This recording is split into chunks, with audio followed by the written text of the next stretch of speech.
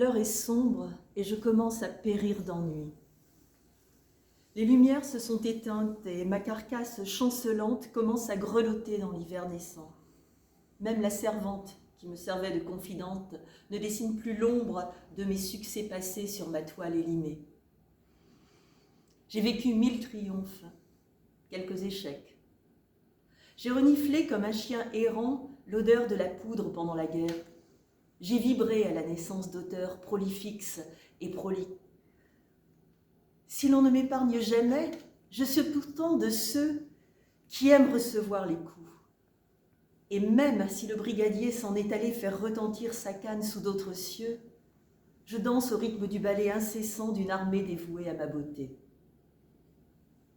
Je n'ai plus d'âge, et pourtant mes jambes chancelantes portent toujours le poids de ma renommée. J'ai battu la mesure des galops gouailleurs de Monsieur Feydeau. J'ai appris l'art de la séduction avec Oscar. J'ai séché les abondantes larmes d'Antigone sur le tombeau de son frère. J'ai fait l'amour à des divinités grecques. Je me suis parfois essayée à la chanson. Mais aujourd'hui, ma voix me fait défaut. Ce matin encore, je me réveille, bâillonnée par une élite bien pensante, mais dont la voix, dont la prose manque cruellement de verve. Pourtant, je suis un homme de bien. J'ai appliqué à la lettre de curieuses missives pour que mes amis viennent en toute quiétude se restaurer dans mon logis. J'ai accepté que l'on condamne certains de mes sièges entoilés de velours pour rassurer les âmes meurtries. J'ai pris 1000 précautions pour que nos rendez-vous éloignent le danger moribond des rues alentours. Mais ce matin, une milice censure mon glorieux destin. On ferme. Encore une fois. Le guichetier referme son comptoir, les ouvreuses dégrafent leur corsage, les comédiens dans le miroir admirent une dernière fois quelques gouttes de sueur perlées sur leurs fronts étincelants. Je suis seule et je commence à périr d'ennui. Pas une douaine pour veiller sur ma santé, pas un cavalier pour me mener au bal d'après, pas un murmure dans les coulisses. Le silence, puis le vide. La poussière recouvre mes dorures et je pleure.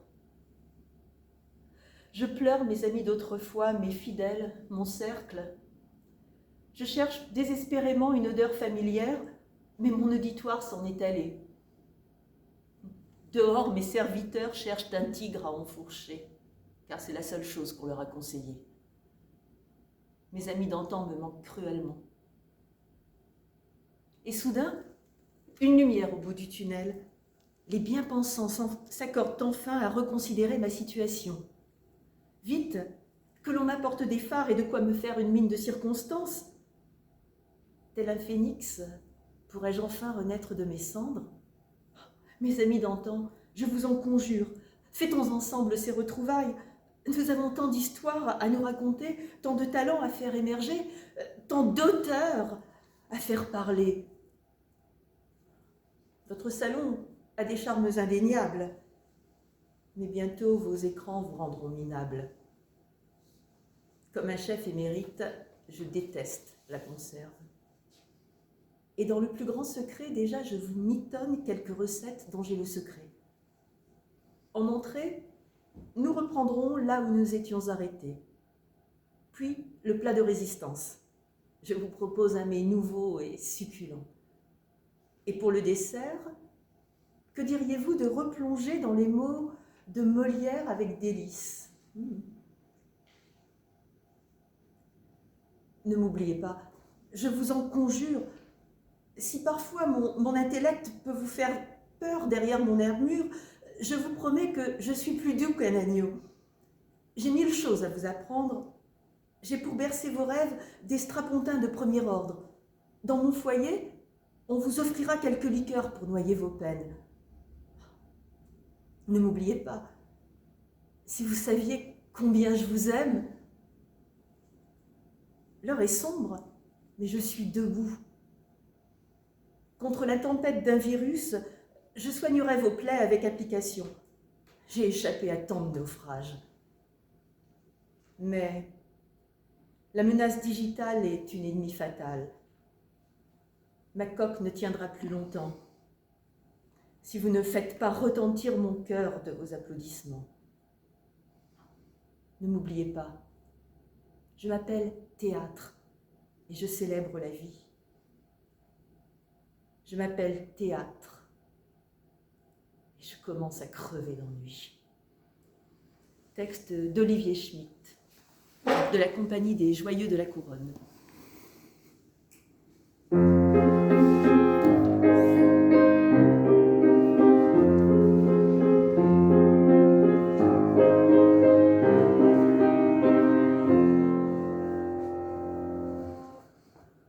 C'est le soir. Il pleut, il fait froid et je suis éreintée par une journée de boulot. Je fais un rapide bisou à Chérie et aux enfants et hop, dans la voiture. J'ai pas le temps de manger, j'ai pas le temps de me changer. Juste celui d'enfiler la brochure dans mon sac à main.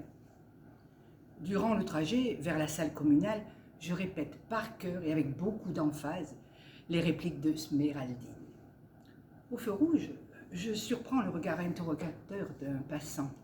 Peu importe, si le ridicule tuait, je serais morte depuis bien longtemps. J'arrive enfin. Trop tôt, je suis la première. J'attends dans la bagnole et relis mes notes de déplacement prévues par le metteur en scène. Je me dis que ça changera encore et vérifie si j'ai bien taillé mon crayon et pris une gomme. Ah, super! Voilà Barbarine et Renzo. Ce sont eux qui ont les clés. On installe les chaises, les marque au sol pour simuler un décor. Excité, heureux de se retrouver, on voit s'égrener l'arrivée de l'oiseau vert, roi, reine, musiciens et zannis.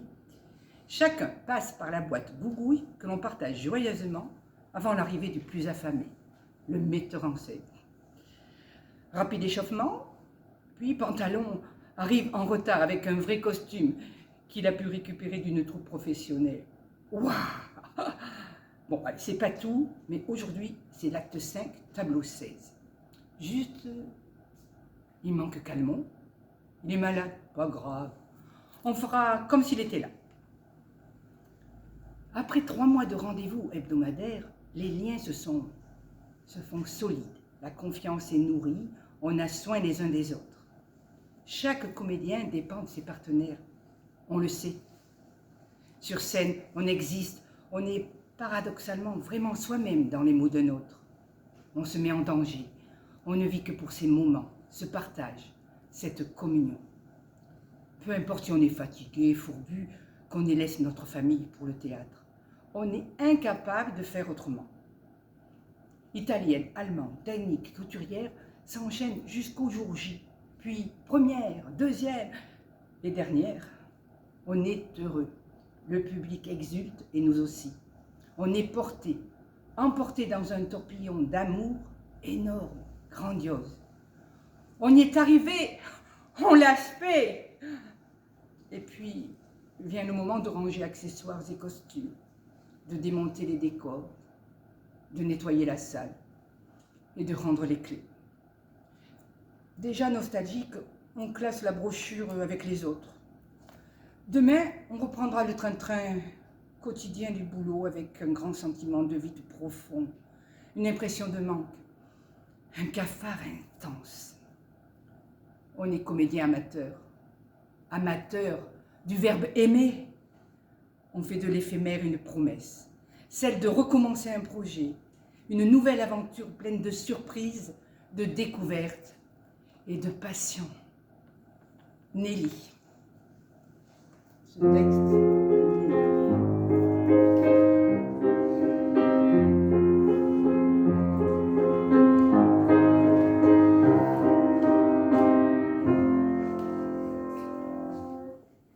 Valse inachevée de mon cœur, temps un, je t'aperçois. Je sursois à l'envie de toi. Trop tard, en désespoir. Compte les jours qui nous séparent. 1, 2, cœur à l'envers, a perdu ses habits d'hiver. Âme sœur, tu te dévoiles et essaime en moi des étoiles. 1, 2, 3, tu m'enivres, et en une danse qui me ranime, la valse de mon cœur allume des trésors d'ailleurs. 1, 2, 3, 4, en flamme, se consumera mon âme, et des myriades d'or fusionneront de nos deux corps. L'ici et maintenant deviendra si étourdissant qu'en digne cavalière tu oublieras tes amantes d'hier. Insatiable puits d'amour, inépuisable jour après jour, nos nuits de légende serviront ma soif délirante, chimère obsessionnelle aux tentacules cicatriciels. 1, 2, 3, 4, 5. Stop. Il est des overdoses que parfois la vie nous propose, une magie folle, une aventure qui frôle le goût subtil du poison, aux yeux bleu-vert de passion. La réalité, la valse a été déclinée. Juliette.